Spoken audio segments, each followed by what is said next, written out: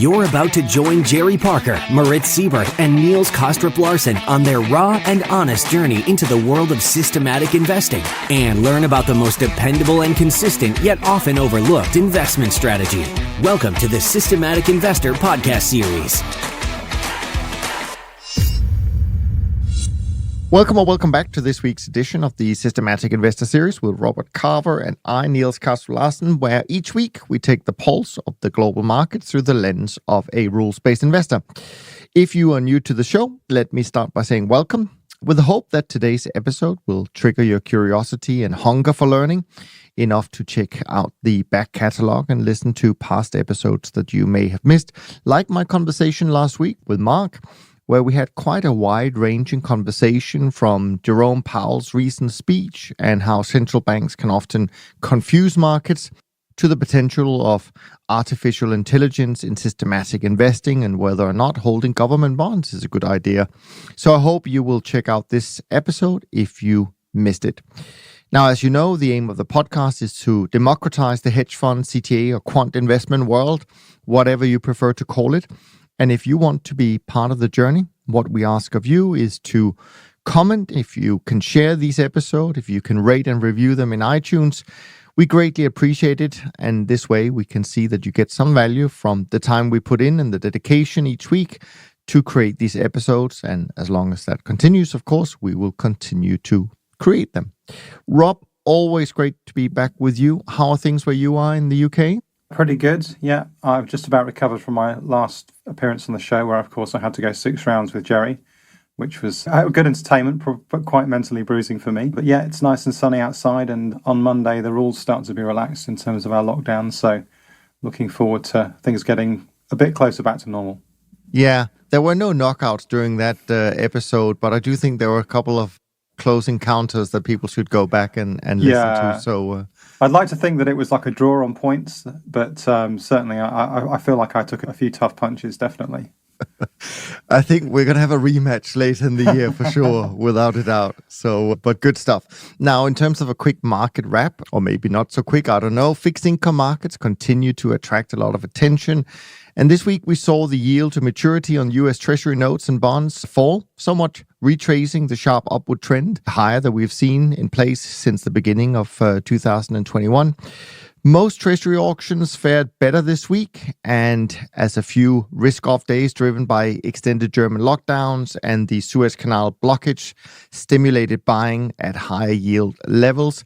The bid did, though, fade somewhat as we headed into the close of on Friday. And once again, we had a sloppy 7-year Treasury note auction on Thursday, which turned maybe the sentiment a little bit.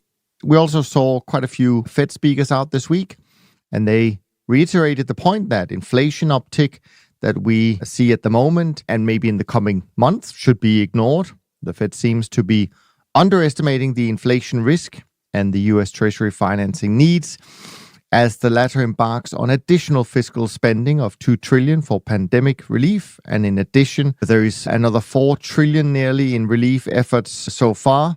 And President Biden, of course, now is pushing for another $3 trillion of an infrastructure plan. If I said billion earlier on, I probably meant trillion. It's all those zeros, but there we are.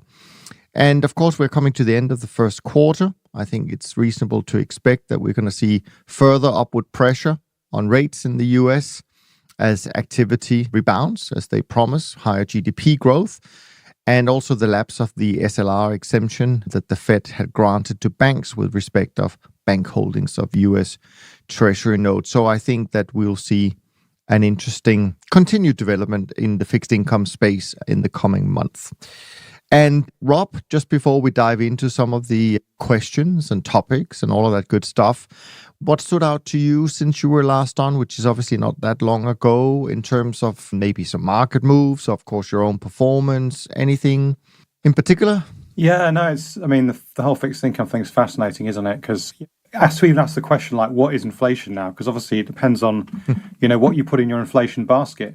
Everyone's inflation basket is changing. I mean, like right now, my inflation basket is probably quite different, I would hope, from what it's going to be like in a few months' time. Because at the moment, I'm not spending any money in restaurants, for example. Whereas in a few months' time, I hope to be spending a lot of money in restaurants. So I think trying to look at near-term inflation numbers and make any kind of sense of them, I think the right thing to do is just to ignore them and assume there's going to be a hell of a lot of short-term noise. We're not really going to know for probably at least a year what the kind of long-term or medium-term structural pressures are in the economy.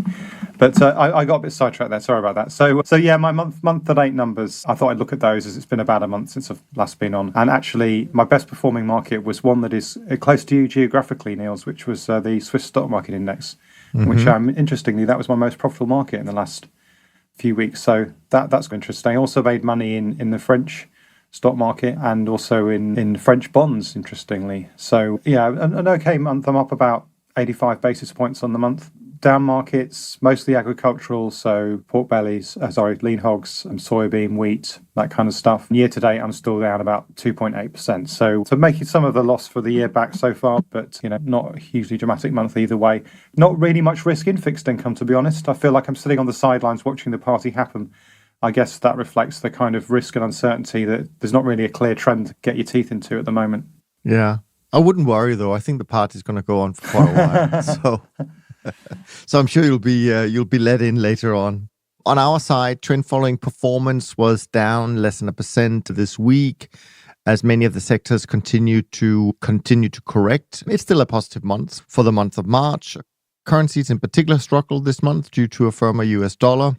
Also, the longer dated bonds were up this last week, and since we're short those, that caused a little bit of loss on our side. And there was no real help in grains or softs for that matter. However, most of those losses we saw was offset by stronger equity markets, as well as the meat sector. And actually, the lean hogs were the best performing market for us this week.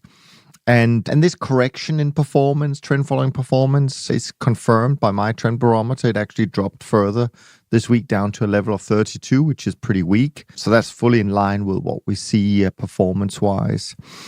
In the volatility space, there were a few interesting things going on. I thought that the VIX term structure steepened slightly over the week, again, mostly due to the final hour or so of the week. The VIX declined, even though the effect of the increase in the S&P was offset to some degree by an increase in quote-unquote uncertainty. The implied volatility skew slope steepened a bit, and we still see a very steep S&P 500 index option skew.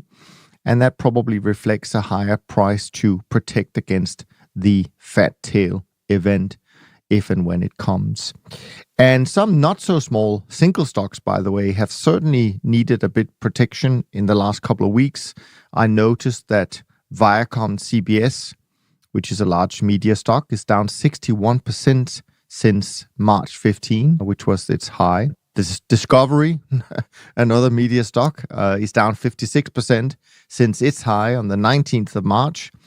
And of course, when big names like this decline with such a large percentage within a few days, really, there seems to be something rotten going on in the price structure, so to speak. And of course, as we've mentioned before, the higher implied volatility being attributed to the higher single stock volatility, and especially this euphoric retail option buying, there seems to be a little bit of a slowdown as single stock call option volumes has retraced, as has some of the prices on the favorites like Bitcoin and Tesla.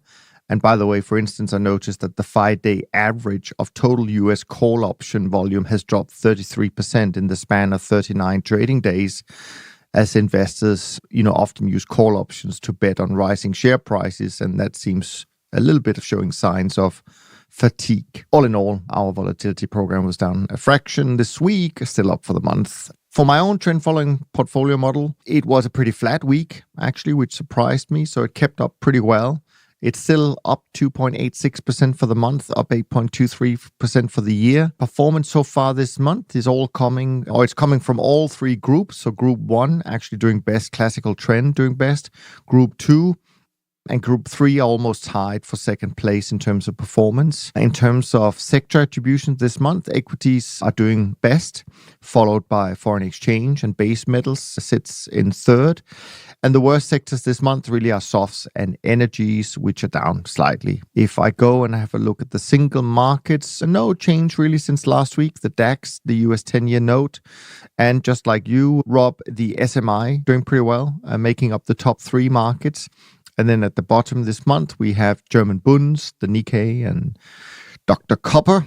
And in terms of trading this week, the system had a pretty quiet week. It did sell some sugar, some Aussie dollar, silver, Nikkei, British pounds, and coffee. And then one of the fast reacting models has tried to go long the German Bund as it's been rebounding. And then finally, in terms of the risk levels that I'm seeing in the portfolio, the risk to stop measure, where I look at what would happen if all the positions got stopped out on Monday, the model now would lose 8.81%, and that's down from 9.96% last week. So stops are coming in a little bit closer than from the week before. And finally, I think the system, when I counted it, did less than 10 trades this week, so nothing dramatic. Now, before we move on to questions that came in from Dennis, Ricardo, Kat, Gustavo, and Emra, I just want to bring up something that you wrote about in a recent blog post. And so it'll be interesting to see where we're going to go with this. But I think the question you raised was, does it make sense to change your behavior during different periods of volatility? Which, of course, given what happened last year and where we saw record high levels of volatility, and given that it's only like 3 or 4 years ago, we saw record low levels of volatility in 2017. I thought that's a really interesting question. I have no idea where you're going to go with this because I didn't have time to read your blog post, but let's see where we go. So what are your thoughts? I mean, the first thing to say, it wasn't my kind of thought. It was something I read on a bulletin board. Somebody asked this question. And a lot of these questions, you think, well, that's at first you think, actually, you know what? The way I trade is very simple. Volatility scaling means that when you open the position up, you're changing the size of the position you would have. And of course, you know, Jerry and Moritz do things a bit differently in the sense that they wouldn't then adjust their position, but actually I would subsequently adjust my position. We've obviously been through this argument a few times now. So my first thought was, you know what, why would you need to do that? Because the system automatically changes its behavior in the sense that it changes position size for different levels of volatility. So my first thought was, you know what, this is going to be one of those things that naive, unsophisticated traders going to assume there's going to be a big difference in the way your system should behave. Or perhaps at least there might be so much statistical noise that you couldn't really distinguish between the behaviors. So that was my first prior assumption.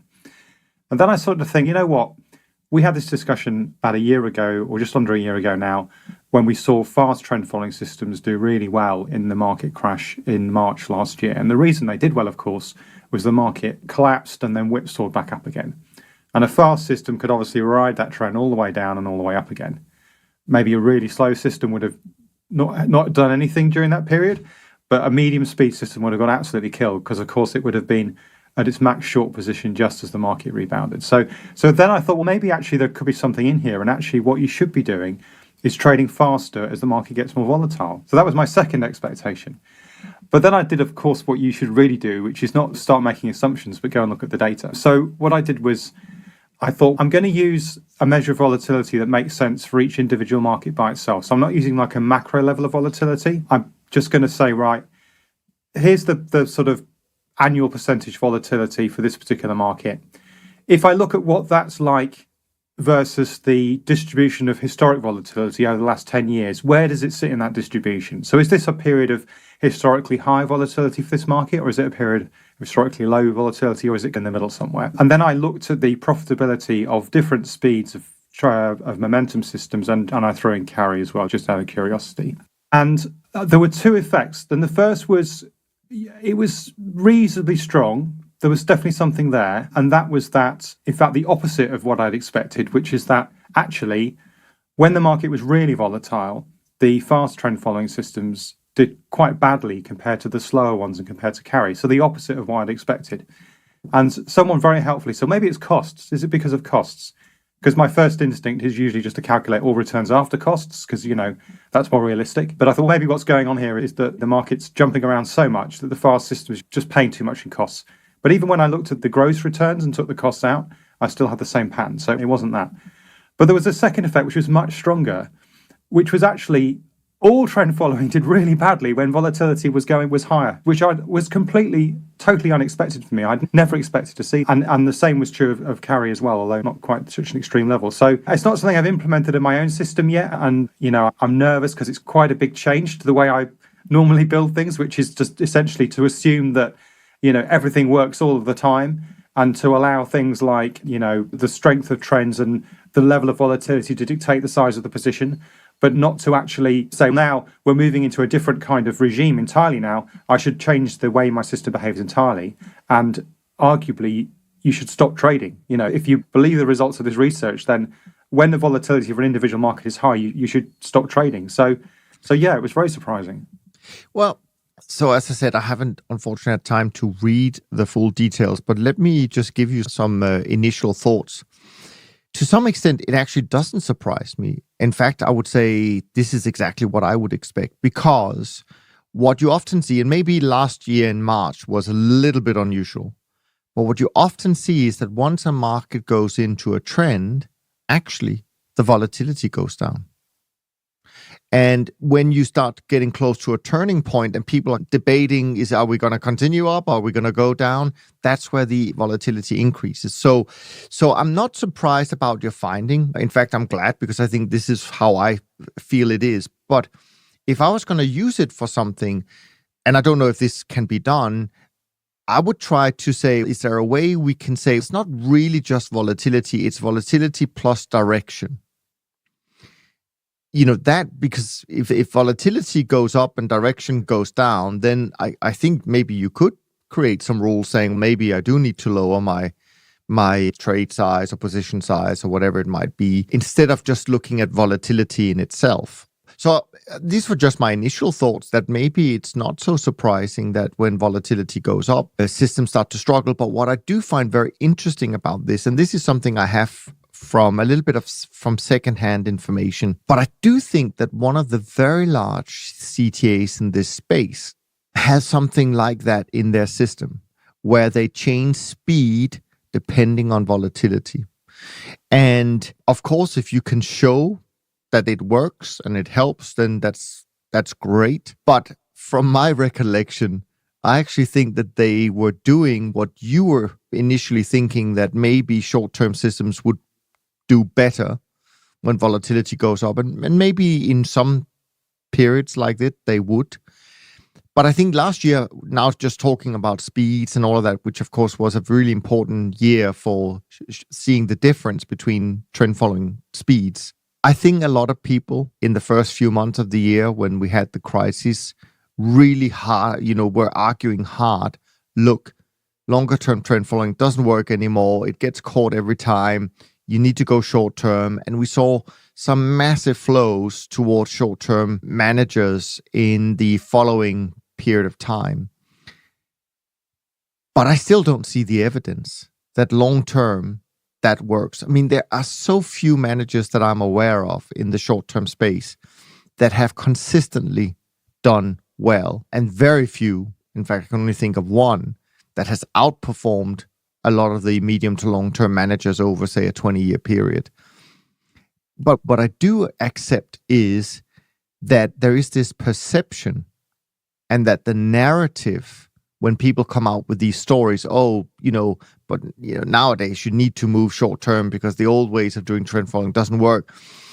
People are so open to that argumentation and narrative, yet there is no real evidence for this. Now, there is evidence that, as you rightly put, there will be certain periods where they will do better. I'm sure they did better in February of 2018. They probably did better, not in March of last year, but they did better in February of last year, I'm sure. But at the end of the year, we know the trend following index, SocGen CTA trend following index, was up somewhat more than the short-term traders index. So there's no long-term evidence of that. So what my biggest question is, why are people so tempted to believe that narrative? That I don't quite get.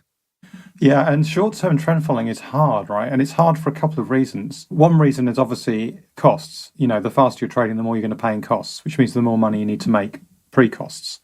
And that's maybe less of an issue for me just trading my small retail-sized account. Actually, it's quite a big retail account, but it's still a retail account, right? But, if you're a manager with hundreds of millions of dollars even, which isn't massive, but you're still going to be incurring fairly substantial market impact potentially if you're trading that quickly. And the other reason is that if you look at the behavior of the profitability of trends, the behavior does seem to dip once you get to a holding period of less than a couple of weeks. And it does look like the market starts to become a bit more like a mean reversion market. So you're fighting on two fronts to get fast trend following to work.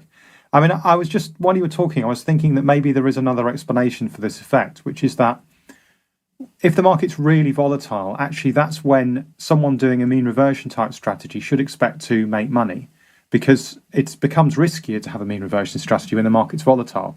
So the market's kind of paying you for taking risks when the market's really scary. And actually sometimes in those very volatile periods when the market's really bouncing backwards and forwards and spreads widen, and you can really make a lot of money by, if you can hold your nerve, trying to buy at the day's lows and selling at the day's highs. So Niederhofer type strategy, I guess. So maybe there is something in the explanation as to why fast trend following in particular does especially badly when markets get scarier.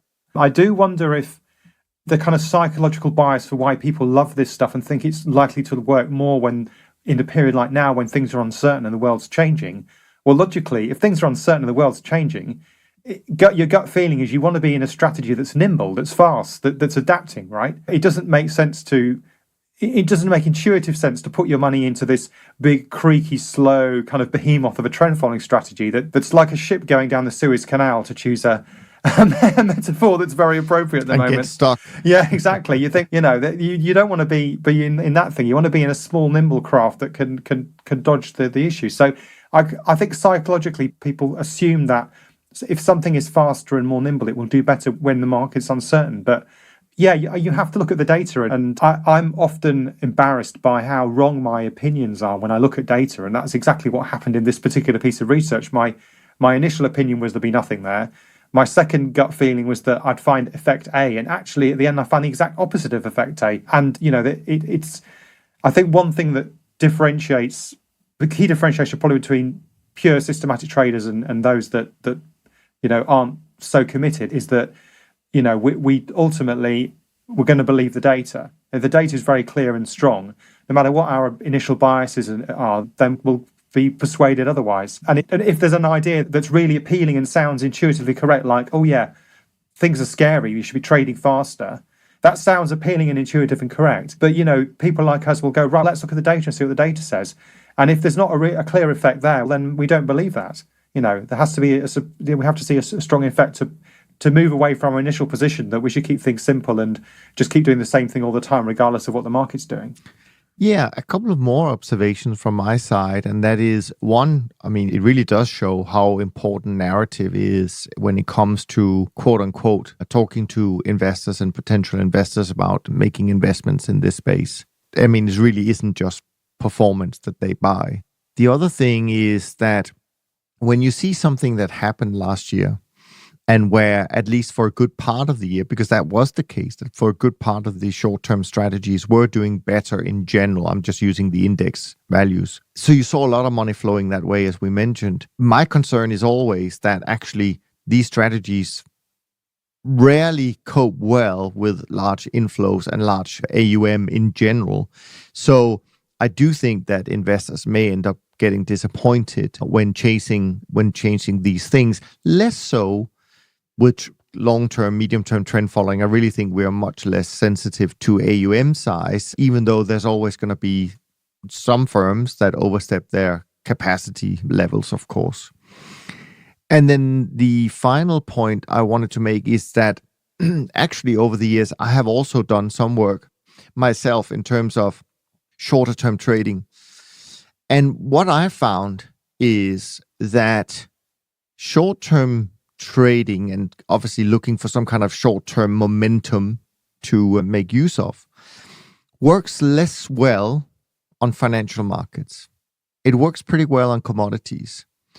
And so I think perhaps why the industry in general may have struggled overall when it comes to short-term trading or trend following is because when you manage other people's money and you need to build a firm and you want to have a certain amount of AUM to pay the bills, you have to focus a lot on the liquidity of the financial futures markets.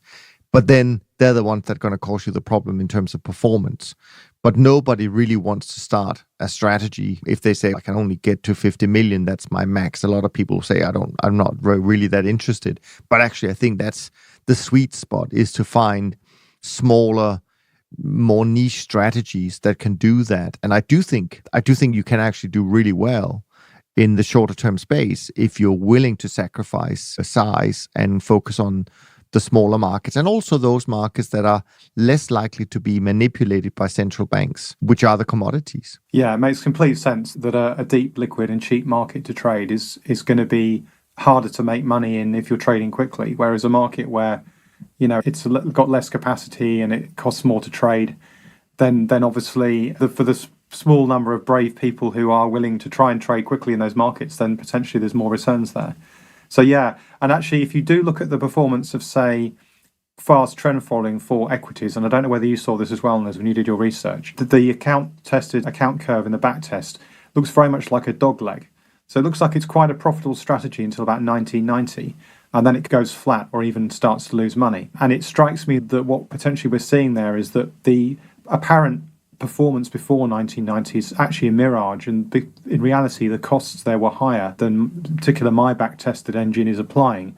And then after 1990, they had the change to the NASDAQ rules and computerized trading came in, and the things basically got cheaper to trade. And then this apparent outperformance of fast strategies just disappeared as it became too cheap to trade the markets, and too much fast money came in and took that profitability out. So I think there's definitely something to be said for it being a potential difference between financial and non-financial markets, which again now leads me to the problem that I don't really like doing that. I don't really like applying different speeds of systems to different markets. And, so there's something there potentially, but for me personally, it's like, I'm going to have to go and look at the data and consider whether there's a strong enough effect there to justify moving away from my base position, which is trade everything the same. Yeah, you know what? I mean, that's also the philosophy I've been brought up with, right? And we want to, be the least optimized we possibly can, right? But I think I'm changing my view on this a little bit. I actually think that structural diversification is more important. And instead of just looking at trading everything the same, why not try and trade, using different speeds and so on and so forth? Because what you could do is you could actually divide your risk budget up in different buckets, and you could say, okay, so part of the risk budget, I'm going to trade the same on all markets. Part of the risk budget, I'm going to trade the same on all sectors. And part of the risk budget, I'm going to allow for individual markets to find their overall best rhythm, but I'm going to continue to recalibrate and make sure it doesn't completely fall off a cliff. So I actually think that way you can build more robust models or programs, especially if you in your selection process also incorporate different time frames, meaning that you should not always choose what's been best for 15 years. You should actually say, okay, 15 years, that's just one time frame, and you're going to get one vote. But maybe 10 years, 5 years, 3 years will also get a vote. So you force your selection to be more robust because it has to basically meet more criterias. And on top of that, you diversify speeds across different buckets and all of that. I don't know why. I have a feeling that is better than how many firms have structured their strategy based on this historical way of doing things. So that would be my bet. Yeah, that's quite an appealing idea, actually, because I think the way I fit my system is too much down the route of saying, what's the best way to trade this market? And not enough around, okay, collectively, how should I be trading my markets?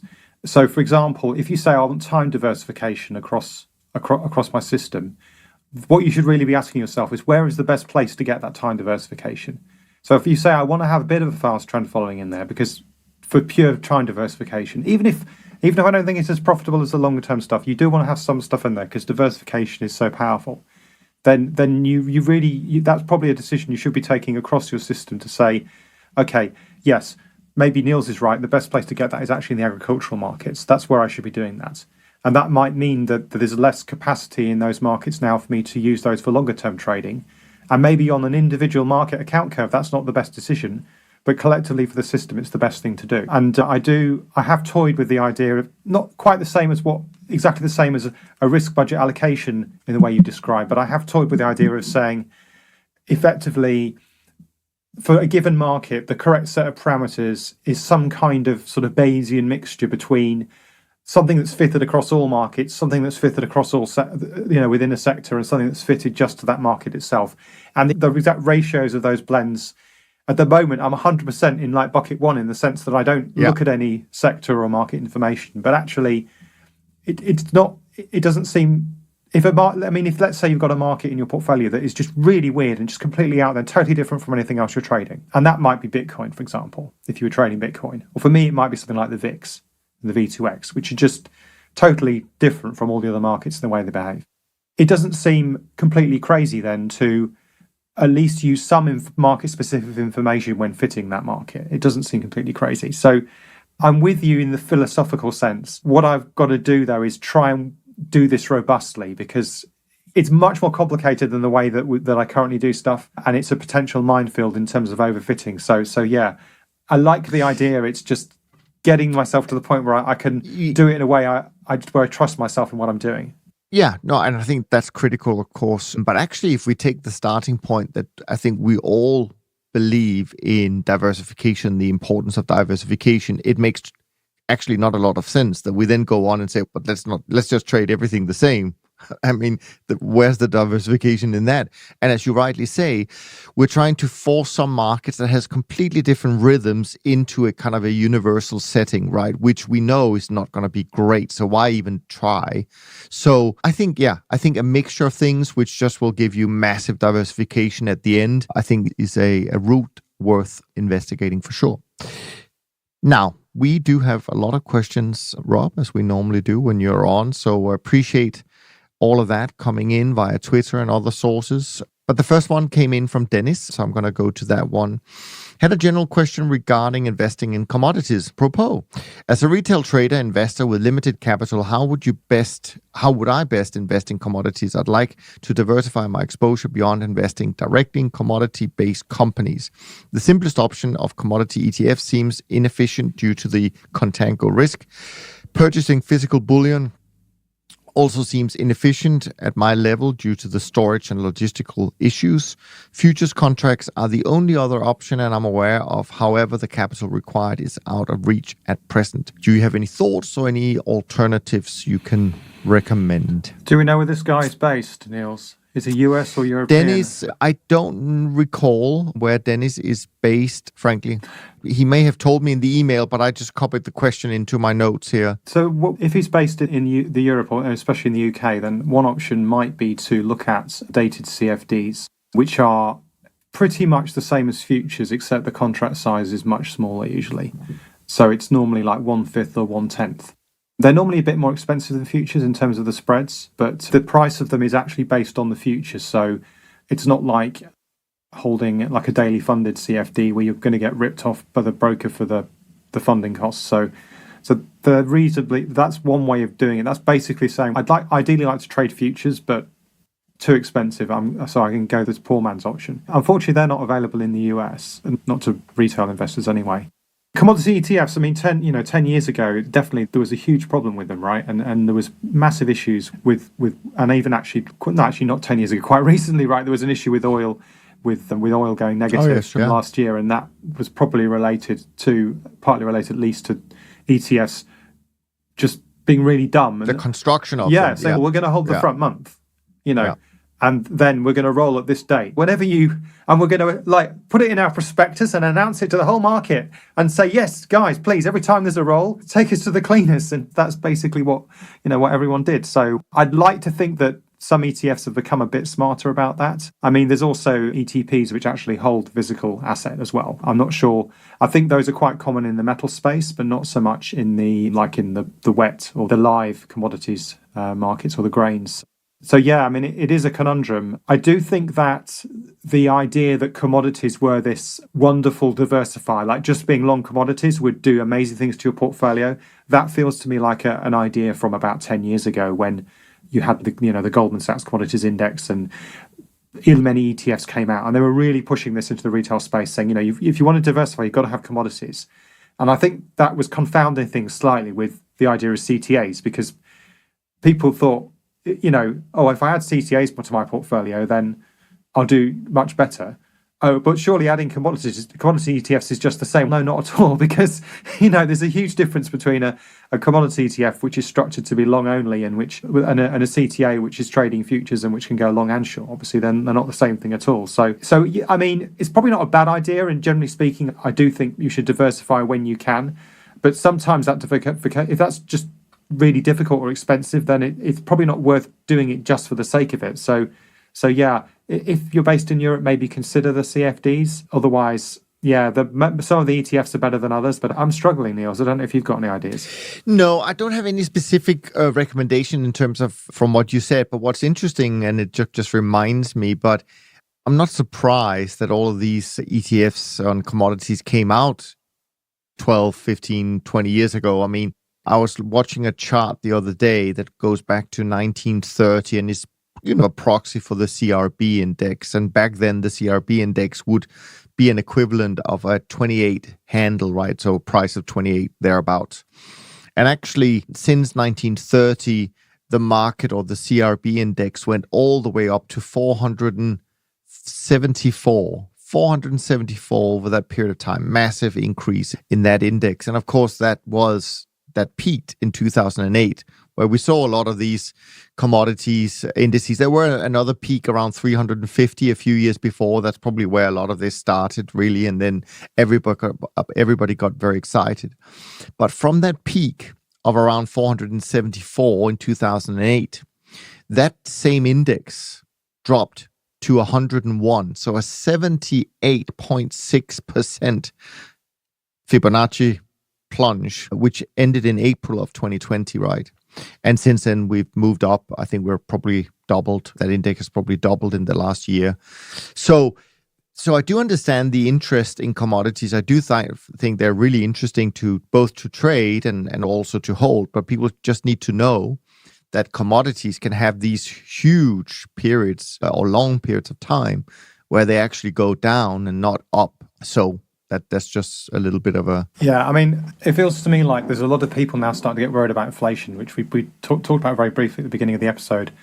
And, commodities are an obvious way to play inflation. I mean, because, again, and it's an intuitive thing, like, in inflationary periods, commodities tend to do well. But actually, in inflationary periods, say, stocks tend to do pretty well as well, because as long as the company, has got pricing power and can increase their prices in line with inflation, then actually their earnings are going to grow at the rate, theoretically at least, at the rate of inflation. And if you look at historical periods of inflation, stocks have generally done pretty well as long as inflation isn't either too high or too volatile. And then, the uncertainty comes in and the risk premium rises. So I think we're going to see this kind of question in the next 12 to 18 months quite a lot, because not maybe a question coming into the show, but I think a lot of people are going to be saying, oh yeah, commodity ETFs, you've got to get your inflation hedge in, right? And obviously quite a lot of people will be trying to hedge their inflation risk with Bitcoin or maybe with just gold. But, I think we quite a few people saying, oh, these physical commodities are going to be a great inflation hedge. And we're probably going to see the big marketing push of the ETFs again, probably.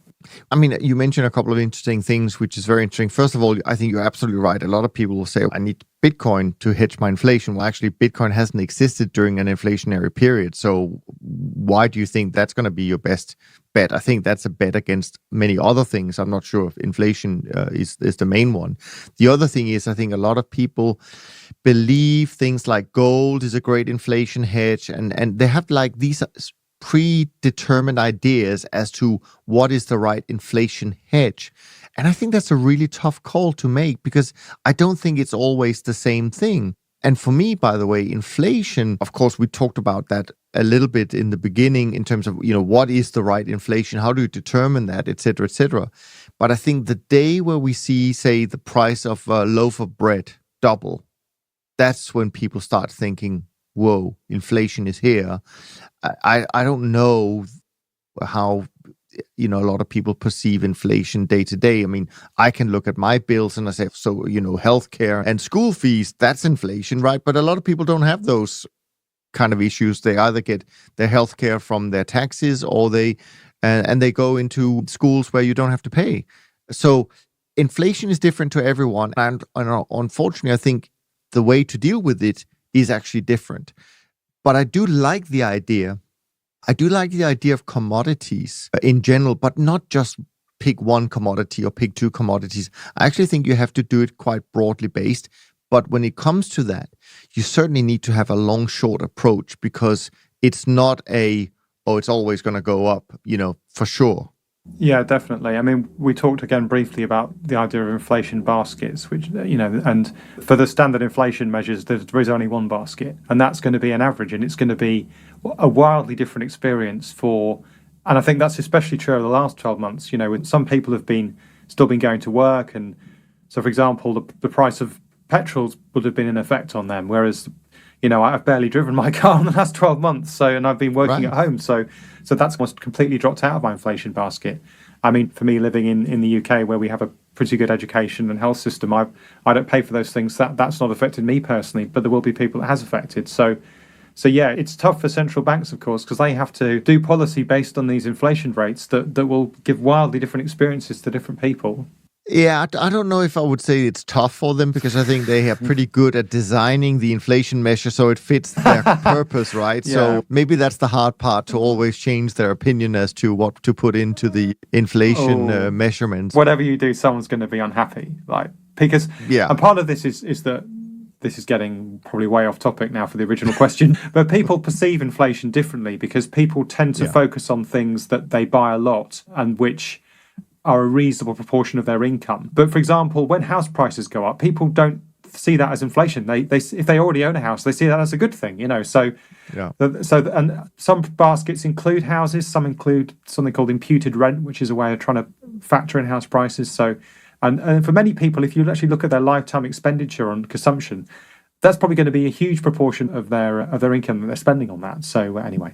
But the funny part is that up until recently, people never talked about asset price inflation. Really, that was not the kind of inflation we were thinking about. Now we talk about it, because that's really where the inflation has been. So anyways, let's be good. On to the next question. Yeah, we haven't answered your question really, but it's been a fascinating discussion nonetheless. Exactly. Yeah, definitely. Now, Ricardo send in a question. How would you deal with big intraday volatility? I'm not talking about high frequency trading, more of a 2008, 2020 scenario where you would need to adjust positions quickly to reflect fast changing market conditions. Good question. It's a very good question. I mean, a lot of people who are trading slowly trade only every day, once a day, or in the sense that they generate their desired positions once a day. And that's certainly how my system works. Some are bigger CTAs who may actually generate their positions once a day, but actually then take time to trade them over an entire day. Others may do some kind of averaging process where they basically split their capital into sections and effectively run maybe, say, 5 daily systems. So each system's got 1/5 of their capital. So that would result in a smoothing process as well. Others may actually have systems that are effectively have the same kind of holding period as a daily system, but can actually update their positions during the day.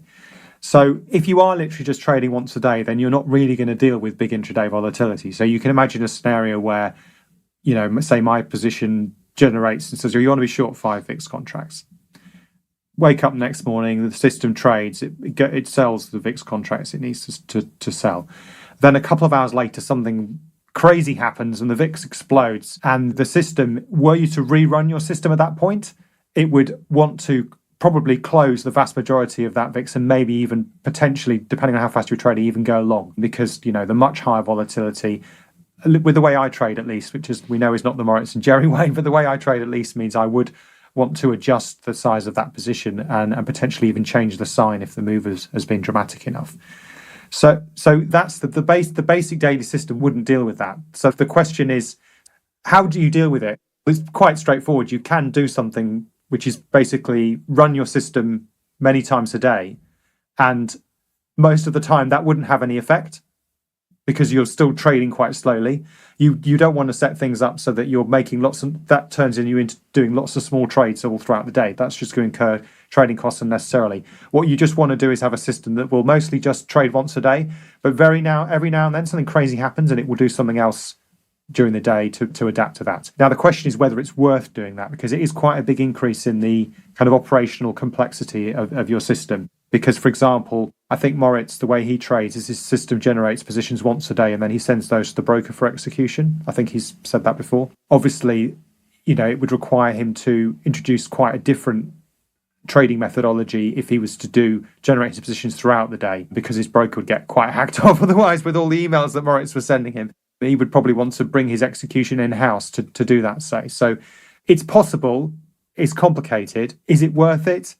It's a difficult one, isn't it? Because obviously sometimes these big moves are going to be in your favour and hanging on to your big position is going to benefit you. Other times, cutting it theoretically is the right thing to do, but may actually end up losing you money because you were on the right side of the trade. So yeah, that I don't know. It's not an easy question to answer. No, it's not an easy question to answer, but the good thing is I don't think there is a right or wrong answer, actually. I have a foot in both camps. So for my day job and Don, we have one approach where we definitely once a day will take into account big changes, not small changes, but big changes, not just in volatility, but in other things as well. So we would adjust our positions. And I think looking back at last year, that certainly had some advantages, meaning that we didn't have crazy volatility in our returns and so on and so forth. Really, I think people were quite comfortable with everything that happened. But you could also say that also meant that it was a little bit slower to get enough exposure to the subsequent rebound and so on and so forth. So there is positives or negatives. With my own trend following model, I do the Moritz and Jerry way, meaning no change. The position size is whatever it is on the day of entry.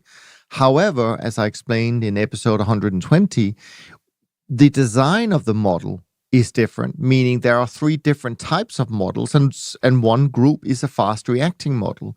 So the system made around 35% last year, which was great, including the difficult period in February, March. But I think that was because of the different speeds of system. So that can also help alleviate some of the problems you may face if you have static volatility and position size, which I actually think in the long run, I actually don't think that's a bad thing. So I'm very much in the favor of the Jerry and Moritz for people who are doing it at small scale. I mean, you have obviously a sophisticated approach because you used to manage billions of dollars, so you know how to build these things. But I think for most people, if they want to do it themselves, I don't think it's worth it, frankly. But if you're obviously a professional manager and allocating or having money from outside allocators and a large research team, then that should not be you should do whatever you think is the best thing to do. But in the long run, I'm not sure it makes a huge difference, but it can certainly make a difference for a short period of time, whether you chose one approach or the other. But I do think, though, what the question is, which is quite interesting from Ricardo, is I do think that volatility as a utility is an interesting point, because volatility used to be something we used as a measure, just to measure things, right? How risky are they? But now it's an essential input in so many models, in so many trading systems and risk calculations and what have you. So it's changed its role from being just how we measure things to now how we design things. And that is actually, to me, quite an interesting role that volatility plays now. Yeah, it is. I mean, I think actually this does relate very much to the me versus Jerry Moritz discussion, in the sense that running your system, say, where you just open the trade up and keep the same size regardless of volatility, you can go down the route of adjusting your position every day to cope with changes in volatility. And then, of course, what this question is talking about is taking that one step further and saying, actually, I'm going to potentially adjust my positions intraday to cope with different changes in volatility. And it's probably the case that, because I know that going from step 1 to step 2 reduces your positive skew, but it makes your risk more stable. And it looks like the Sharpe ratio goes up, although that's probably a less certain effect. I would expect the same thing to happen in going from a daily to an intraday system, which is that you're assuming you didn't do anything silly that resulted in more trading, as I've already explained. It would make your risk a bit more stable, and that sounds like the experience that the Dun system had, Niels, from what you were saying, because you're not going to, on those crazy days, you're going to act early to cut your position size and be less exposed to the risk, and therefore that will, and sometimes that will make money and sometimes it will lose money, but it will make your risk more stable because you'll just have fewer of those big outlier percentage returns in there. So yeah, it's probably something more suitable for an institutional trader, as well as it also makes it easier to manage things from a capacity perspective because you can be trading throughout the day rather than trying to dump big positions into the market and go.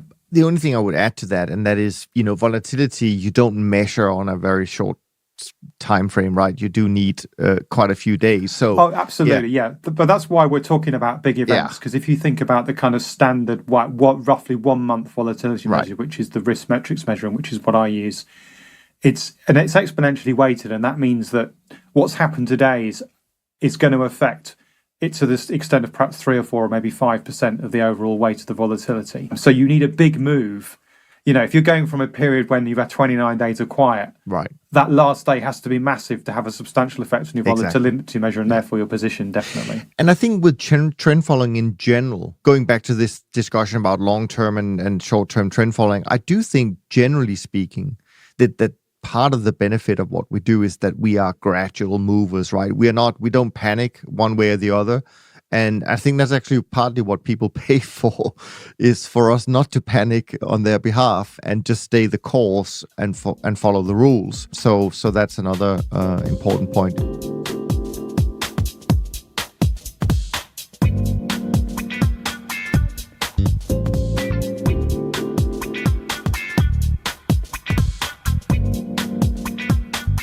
I want to move on to the next because we've got quite a few questions and we're already done almost an hour, Rob. So the next is from Kat. He asks, or she asks, I'm not sure, is volume analysis overrated? Any views? It's interesting because if you actually look at a lot of retail traders who are, I'd say, quasi-systematic, they think they're systematic, and they're like, oh yes, I use the this particular system, but actually a lot of it is in interpreting chart patterns and so on. So it's not really something you can write down and program and backtest. But they tend to use volume quite a lot. And there's quite a few sort of popular retail systems, and I use the systems there in, kind of scare quotes, which do look at both volume and price. And they're interested in price and volume sort of changing together. So you're not really interested in a price move unless it's happening with big volume, because it's more meaningful if there's more volume behind it. And I can intuitively, that makes sense. That seems logical. It does seem logical. Now, in the past, I have tried to research the use of bringing volume in to my system. And the first problem you face, as often when bringing any kind of new data into your system, is the actual issue of the data itself, right? So now, obviously, we're trading futures, so that means there's no such thing as a crude oil future. What month are we in? There's an April crude oil future, there's a May one, there's a June one, there's a July one, and so on and so forth. And there's a December one. And crude oil is great because you can trade, some months out a few years. But that means, of course, every now and then you need to roll those futures. And with prices, that's relatively straightforward. You can stitch together the price series, and it's quite nice. Now, with volumes, though, it gets quite tricky because what will happen is you'll have a certain amount of what I would call real volume. And then when everyone rolls from one contract to the next, there'll be a huge spike in volume caused entirely by people just selling one contract and buying the next. So if you try and stitch together a volume series, it looks like the chart of someone's heartbeat. It's wiggling around, and every now and then there's beep, huge spike in volume. So the first thing you've got to do is work out a way of factoring out those big spikes. And what makes it harder is that not everyone rolls at the same time. I mean, in financial futures, it's a bit easier because, for example, saying KOSPI, which is the Korean stock market index, everyone rolls on the last day before expiry. They're not interested in rolling before then. It's nice and easy. For US 10-year bonds, there's about a 1 to 2 week window when people roll. For crude oil, I mean, some people will roll once a year, some people will roll every month. I mean, it's much harder to factor out and know exactly how much of the volume is due to roll. So that's the first problem you have. Now, I think and I don't know whether it's because I didn't do a very good job of this initial job of trying to clean up the data, but when I actually then had some data to use and I did try and research it, I didn't really find any sort of substantial effects there. Now, I'm possibly wondering whether it would be different for individual stocks rather than for futures, possibly, because I do think maybe, I mean, if you look at something like GameStop, for example, the volume pattern for GameStop must be completely crazy. Like most of the time, nothing happened. All of a sudden, this huge volume came into the market. And at that point, the stock became interesting. Right before that, it wasn't really very interesting. And obviously, with individual stocks, you don't have this issue of stitching volume numbers together. So you can just compare the volume series in one go without any issues. So yeah, it's one of those things that intuitively I know there should probably be something in it, but at least I personally failed to be able to get to the point where I was able to bring volume in, find a significant effect, backtest it, and then build it as part of my system. Yeah, I mean, I've never tried, so I don't have a strong opinion about it. My gut feeling is, though, that volume doesn't tell you what direction the market is going to go. So I wouldn't spend too much time on it. I think still coming back to price is really what you need. And again, going back to this point about complexity and making things complicated, which was discussion I had with Mark last week, I think that's also quite important. So if you want to listen to that part of our conversation, just head back, and Mark had some really interesting views on that. I'd just add, though, I do think you're right, Niels. It doesn't tell you the direction the market's going to go in, but I think it might be a bit like volatility. As you said earlier, and I agree with you, when trends develop, volatility tends to fall. So that combination of low volatility and a strong trend in one direction, I think, is telling you, yeah, this is a good position to be in. It might be the case that with strong volume would be another kind of indicator that you've got the right trade on and you should add to your position potentially. So yeah, I don't think it's certainly not a direction indicator, but my gut feeling is it will help if you can just get the damn thing to work. I can see the fire in your eyes, Rob, that you really want to make this... Frustration. It's frustration, Niels. It's frustration. Yeah, absolutely. All right. Thanks for the question. Gustavo has a question here. And it's funny how this is on the theme of today's conversation, it seems. But anyway, Gustavo writes, why should we change position size because of volatility when a trade is going our way? Shouldn't we only be worried if volatility increases when the trade is going against us? Because we may be losing profits by reducing positions of a winning trade. If not, what am I missing? This in a trend-following divergent strategy. I mean, there's two answers to this, right? So one is going back to the whole Jerry Moritz discussion in the sense that, one view is, okay, you buy the position, you hold the position of a certain size, you size it initially depending on the current level of volatility, and then you don't change the size of the position. And if volatility increases, you just keep the position on the same size. Now, the reason, and I've explained before, why I take the counter view, if the volatility increases, then the risk of that position's increased. And unless something else has happened that justifies a bigger risk in that particular position, my view is that you should reduce your position to maintain the same target risk level for that position.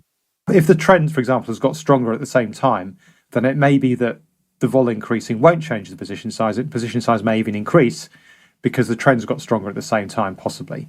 But it does come back to this thing you were saying about the interaction between volatility and strength of the trend, right? So the question is, just quite apart from the whole discussion about whether you should have constant position size or not, it is an increase in volatility potentially also an indication that the trend is about to change or weaken, and that's probably a more nuanced and more complicated effect. And I would argue that there is, based on the research we talked about at the beginning of the program, some other research as well, it does seem to be the case that potentially when volatility is increasing, you're no longer in a nice, stable going up situation, and it may well be an indication the trend's going to turn, in which case you should reduce your position.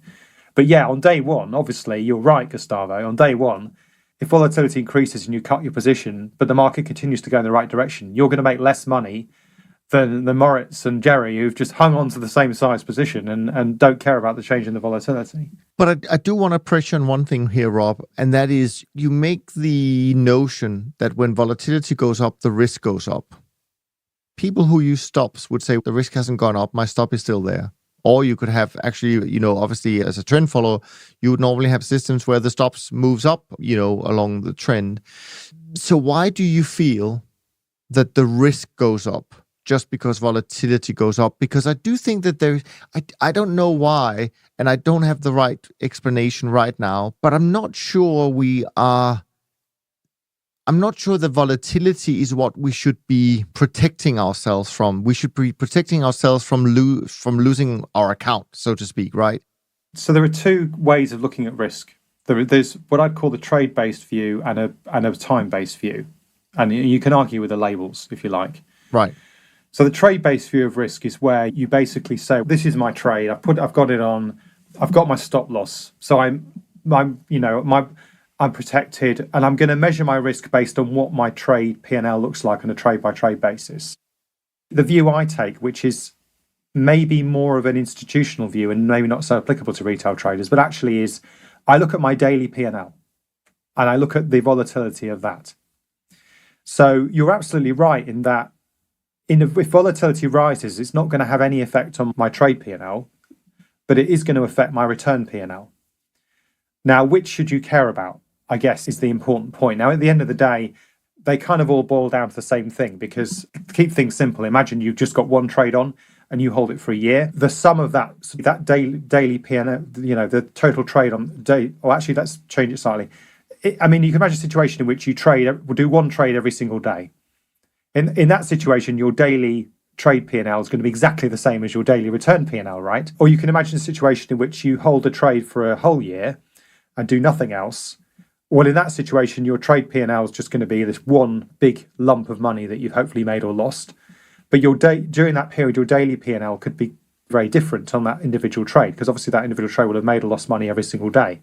So the question is, for me, what's the better measure of risk? I prefer looking at the return P&L, because it doesn't matter what my trading frequency is. It doesn't matter what positions I'm holding. I could just look at my daily return P&L. And in terms of things like the mathematics of sizing my positions and leverage and things like that, I think I'm more comfortable with looking at things in the return P&L space. You can translate between them, of course, but I think there's actually a fundamental different viewpoint here. And for example, one discussion I've had with Moritz and Jerry was the fact that if you change your position size, it reduces the skew of your returns, a positive skew. It makes it less like a trend following system. But that effect is much more dramatic on the trade level.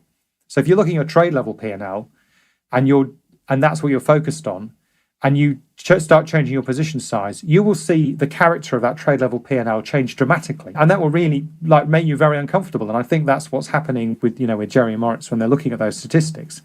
But I'm looking at the daily return P&L, and for me personally, I do see a reduction in skew, but it's not so dramatic, so it doesn't concern me as much. It's quite interesting because actually, for example, if you look at things like skew, you can get quite different results for looking at daily return skew than you can have trades which have positive skew, which are overall making money, having this pattern of big wins and small losses, the kind of classic trend following positive skew pattern.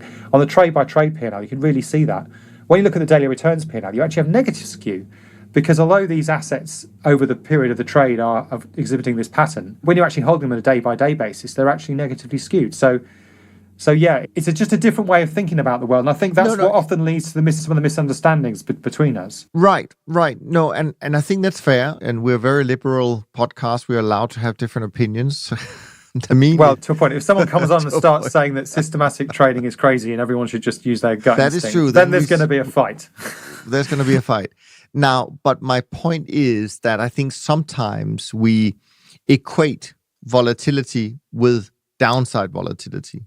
But of course, that is not the case. We can certainly enjoy positive volatility. And therefore, I think for me, it's harder to say increased volatility means increased risk. It depends on so many other things, including how your stops move and all of that good stuff with it. So I just want to make sure that people listening to our conversation is aware that it's a bit of a gray area when we use some of those terms. Yeah, it's true. The issue is that if you're looking at, say, a 30-day measure to measure risk, to measure volatility, if you then, from a statistical point of view, if you then say, actually, what I'm going to try and do is also try and measure the skew of the market, how much of that is positive, how much of that is negative. In other words, use an asymmetric rather than a symmetric measure of risk, which is, because you're right, people don't care about upside risk. Upside risk is great. We love it. It's downside risk that scares us. But to actually quantify the potential for downside risk in the same way that we can quantify the potential for symmetric risk using the sort of simple volatility makes it more difficult, because if you think about it, you're kind of effectively throwing away at least half your data. Rather than being interested in the ups and downs over the last 30 days, you're only interested in the downs. So you throw away, and if there's been more ups than downs because it's been a good trend, then you may be left with very few observations indeed to quantify the potential for downside risk. So yes, of course, using a symmetric measure of volatility is a huge simplification, but it does mean that the measure you're using is quite robust and relatively predictable. And even if you're exceptionally good, on any given day, your P&L is likely to be a coin flip 50-50. So really, you can almost assume that risk is symmetric, even though we know it isn't. But, I talk about skew a lot, so I'm very much aware that symmetric risk is important to people, definitely, and I do look at it. But, it's not it does seem weird to focus on symmetric risk, but actually, ultimately, that's what mostly drives your downside risk. Your downside risk is mostly driven by how much risk you're taking up and down. Because, if you're taking a big risk, that means you can make big positive returns. That means you've got a chance also of making a big negative return, that there's not a huge difference between them. I think the most important thing is that the people listening today is that, again, comes back to this point about there's no wrong or right way of doing things. A lot of times you can actually do two different things, but in the long run, you're going to get to more or less the same thing. The key thing for making trend following and systematic trading work for you is, applying rules and having the discipline and having a sensible approach. All these small things in the fringe of that is great to discuss, and we appreciate the questions, but you obviously focus on the big picture. We still got a few questions left. Emra has 2 questions. What are the trade-offs of recalibrating instrument and strategy weights daily using historical volatility and correlation versus keeping them fixed for years? When to recalibrate. So very much on the same theme about, making too many changes. And I, just from my point of view, I just want to say, I don't know that there is, again, much in it that can be for shorter periods of time. So that's just setting the stage. If you have a quick comment on that, because there are a couple of more questions we want to get to. Yeah, I mean, the way I see it is this. This problem is essentially a problem of trying to balance out the fact that the world changes, so the correct instrument and strategy weights is always going to be different, versus the fact that you have an awful lot of noise and you can't really come up with robust portfolio weights using, say, just a year of data. You need many years really to get significant and robust effects. So in my own system, I backtest changing the weights every single year. In my production weights in practice, I barely change, because actually, if you think about it, if you've got a 40-year backtest, then having a 41-year backtest isn't really going to change your mind very much, unless you can show that over those 40 years, the kind of, you can robustly estimate weights that are changing every year and actually changing significantly. Changing them every day. I mean, apart from the statistical problems I've just discussed, that there's also obvious kind of operational concerns and also the potential for very high trading costs. So yeah, that would worry me a lot, someone who is proposing to do them every day. Yeah, no, exactly. I'm not against recalibrating your model to current conditions once in a while. I think that probably makes sense. But again, the longer term nature of trend following doesn't warrant anything in terms of, too many recalibrations per se. And then a final question from Emra. You mentioned on your last episode that sometimes you keep your total capital fixed in the system after actual capital went up due to recent gains. Why is that good? Now, this is a Jerry Parker key turtle insight as to how he deals with his account size. So let me try and explain that, Emra. What Jerry was saying, that if he starts with, say, $100,000 account size and he makes 20%, but it's all open profit, that the trades are still on, he's reluctant to move his trade size in the system, or the trade capital in the system, to 120,000, because he knows that profit can easily be reduced quickly.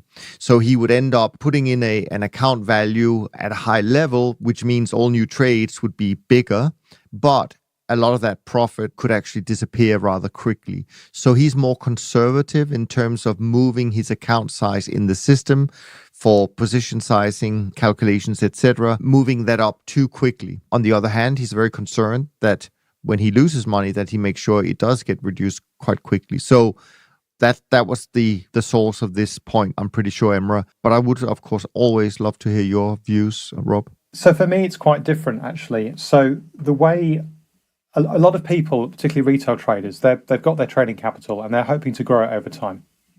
So for them, the best thing to do is, as their capital increases, to increase their position size. And it may be that they follow Jerry's approach and be more conservative and slow when they're doing that. But over time, effectively, that's how you get exponential growth, because by increasing your capital as your positions increase, then hopefully you make more money and you get exponential growth. So you're not making 10% on, say, $100,000 every year, which is $10,000 in year one. You make $10,000 in year two. You make 10% on $110,000, which is obviously a bit more than 10, and so on and so forth. Now, my situation's a bit different because I don't have I do have some income coming in from writing a few books and giving a few lectures and various other things, but actually, to a large extent, I do survive off my investment and trading income. And I treat my trading account effectively as this sort of black box and with a certain amount of money in it. And I don't allow any extra money to go into that account. So what that means in practice is I basically treat that account like a little hedge fund with 100% performance fee. So if I've made money in a year and my capital's gone above the kind of initial investment, I take my performance fee out of the account and I go and spend it on food or invest it perhaps to make more investment income. And that means that the total amount of capital in that account is always going to be no more than a certain amount. That means I'm not going to get the exponential growth because I'm only ever going to be making money off my initial investment. It does, however, mean that if something goes really badly wrong, the most money I can lose is all the money in that account.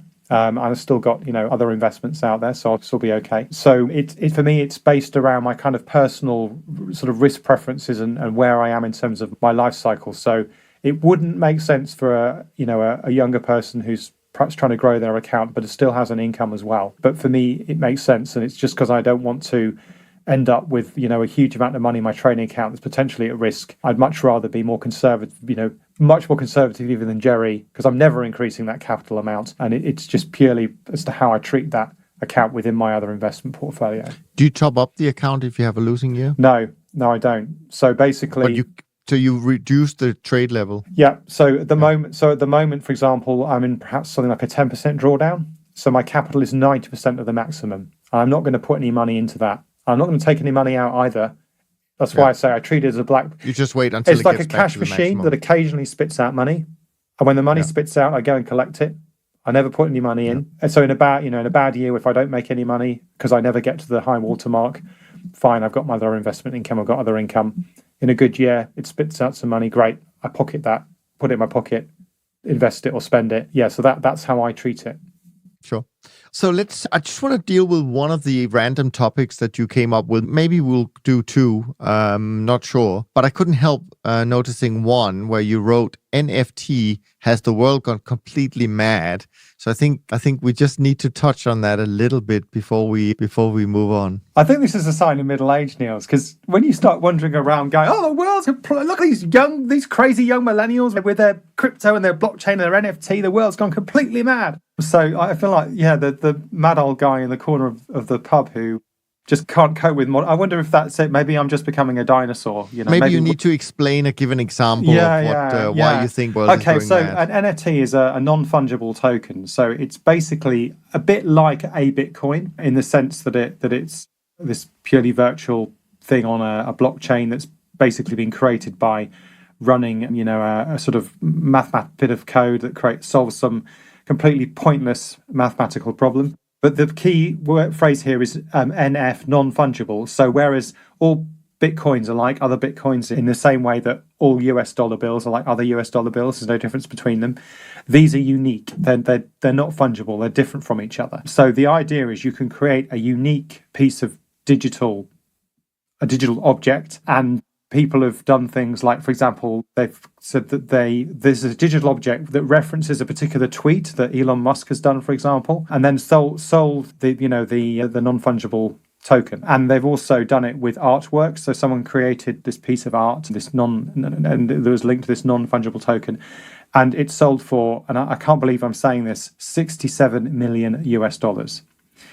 67. I mean, this is when you go, has the world gone completely mad? Because, so why do people collect art? So, I'm not an art collector myself, but I do know, obviously, in the hedge fund world, there are people who collect art, and some of them are very serious collectors of art.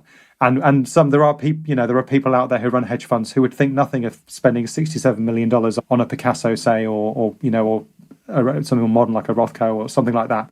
But you then have the Picasso. You can put it on the wall of your big hedge fund manager's house. People can wander over and admire it. And I guess it maybe some of these guys even like the art. So for some of them, it's perhaps purely an invest. So this is it. Like, if you're buying this, if someone's spending $67 million on a few lines of computer code as an investment because they genuinely believe that in the future people will pay more money for it, is that really crazy than someone spending $67 million on a painting they may not even like, or they may just have in a vault somewhere, in a bank in Switzerland perhaps? Is it really that different? Maybe it's not. Maybe I am just being a boring old fart and saying this is just completely crazy. Maybe the whole art market is completely crazy anyway. But the idea of paying that kind of money for a few lines of computer code, I don't know, Niels. Are you completely on board with this, or do you think this is the world? The world has gone crazy. No, I mean, I have to say that I have not fully embraced, as other people on our podcast have embraced, this whole crypto world. I do think, again, let's separate the trading side of things. Are these markets, and I'm not talking about NFT, I'm just talking about, cryptos, can they be traded as markets and you can be profitable? Of course you can, no problem. But as you say, there are other things that comes out of these. Maybe it's a symptom of what's happened, in the last 12, 15 months in the world, that we are seeing some really strange things going on. And I guess my reference point is just that often when you see this, it doesn't end well. So I guess I'm somewhat skeptical by nature when I see things like that. But hey, it's a free world, and if people want to pay 67 whatever odd million for a few lines of computer code, I'm not going to stop them. No, absolutely not.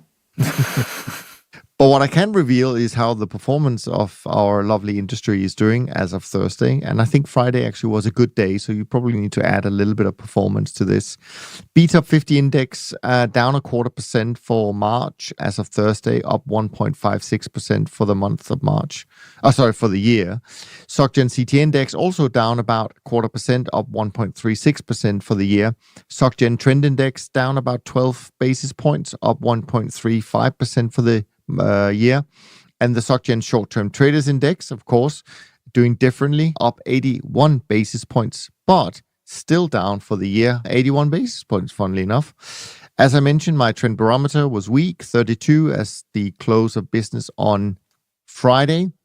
And MSCI up 3.23% for the month, up 4.64% for the year.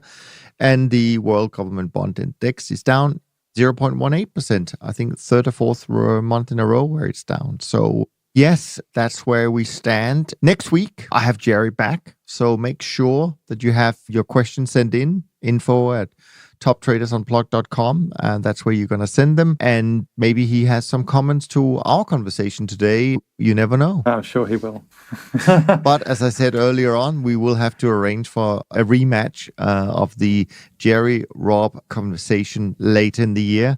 Any final thoughts, any papers that you came across this week that you feel were worth mentioning? Nothing to do with finance, actually. And we mentioned briefly this ship that's stuck in the Suez Canal. I think it's still there, actually. So in my 20s, I did actually work in the shipping industry for a couple of years. So I have some, a bit of knowledge and understanding about this industry. And I found a very good paper on the Lloyd's List website. So Lloyd's List is obviously Lloyd's is this big insurance or reinsurer, and Lloyd's List is the has been the official register of marine shipping for hundreds of years. Because I think when these things happen, it's quite good to seek out people who really know what they're talking about to explain these things. So I sent you a link, and you can put it in the show notes, but there was a really nice article there explaining in some detail both potentially what's happened, but also the impact this could have the longer this thing goes on. There is so much trade going through the Suez Canal, and the round trip to avoid it around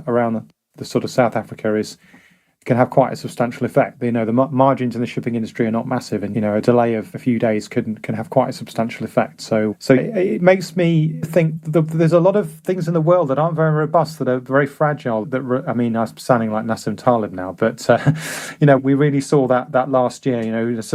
We've developed into a very globalized world where supply chains are very stretched, and where something happening on the other side of the world that you wouldn't think would have much effect on us could actually have a substantial effect on us. So yeah, I'm sure they'll get the ship free, but I think we should all, everyone should be thinking, especially with what's happened in the last 12 months, about having a bit more resilience in the system, having larger inventories, and these things will reduce profitability. But I don't think we can rely on the world just working well without anything going wrong anymore. We need to be aware of things that can go wrong. So. This is, of course, completely another discussion, which we'll hopefully have one day. But I completely agree with you that there are things to be wary of. If you watch the first press conference that President Biden had this week, he certainly sent some pretty clear messages to China. And that, I think, is worth noticing and watching. Of course, I also noticed then that China sent 20 warplanes across Taiwan the day after, just as a message back to the US. But that is an issue in general, and I think, and then we'll have more conversations, I'm sure. We'll have more market volatility to stay on point for this conversation as a consequence of all of these things, and the whole move from globalization to localization, to make sure we have, instead of doing the just in time, we go to just in case economy. That's going to be an interesting transition. But not for today. We're going to leave it just as we come up to 1 hour and 30 minutes. From Rob and me, thanks so much for staying with us and listening in, and we look forward to being back with you next week. In the meantime, take care and be safe. Thanks for listening to the Systematic Investor podcast series. If you enjoy this series, go on over to iTunes and leave an honest rating and review. And be sure to listen to all the other episodes from Top Traders Unplugged. If you have questions about systematic investing, send us an email with the word question in the subject line to info@toptradersunplugged.com, and we'll try to get it on the show. And remember, all the discussion that we have about investment performance is about the past, and past performance does not guarantee or even infer anything about future performance. Also understand that there's a significant risk of financial loss with all investment strategies, and you need to request and understand the specific risks from the investment manager about their products before you make investment decisions. Thanks for spending some of your valuable time with us, and we'll see you on the next episode of The Systematic Investor.